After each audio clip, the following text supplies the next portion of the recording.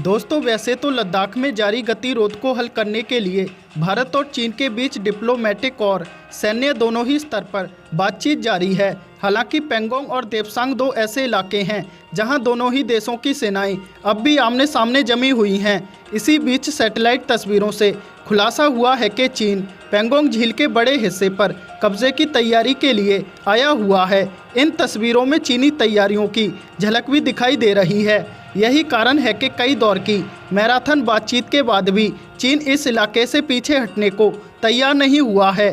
दरअसल बता दें कि open source intelligence analyst Detresfa की सैटेलाइट तस्वीरों के अनुसार चीन ने पैंगोंग झील इलाके में 18 पेट्रोल बोट तैनात कर रखी हैं। हाई स्पीड से चलने वाली ये पेट्रोल बोट न केवल पानी में गश्त का काम आ रही हैं, बल्कि इनमें छोटे और मध्यम दूरी तक मार करने वाले हथियार भी तैनात हैं। हालांकि उनकी ये बोट अभी LAC के चीन वाले इलाके में ही गश्त कर रही हैं। जून में ली गई इन सैटेलाइट तस्वीरों के अनुसार पैंगोंग झील के किनारे चीन ने इन बोट्स के रुकने के लिए डॉकयार्ड, रिपेयरिंग डिपो और रडार स्टेशन भी बनाया हुआ है।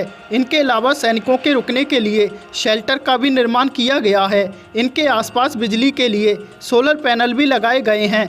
इन तस्वीरों में चीनी पेट्रोल बोट साफ नजर आ रही हैं। दरअसल पैंगोंग तसो एरिया में चीनी सेना लंबे वक्त से भारतीय इलाके में 8 किलोमीटर तक घुसी हुई है, जबकि भारत चाहता है कि पैंगोंग तसो झील के उत्तरी इलाके में तैनात चीनी सेना के 3000 से ज़्यादा सैनिक अपनी पुरानी स्थिति यानी सिरीजप 1 और 2 में लौट जाएं।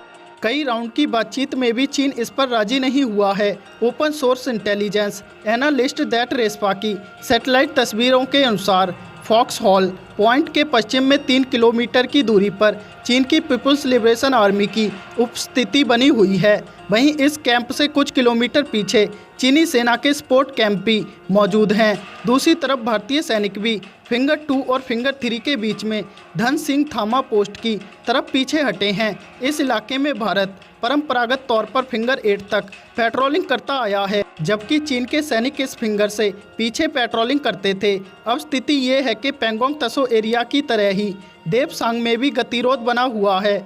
यहाँ चीनी सैनिकों ने पेट्रोलिंग पॉइंट 10, 11, 12 और 13 पर भारतीय सेना की पेट्रोलिंग को रोकना जारी रखा है।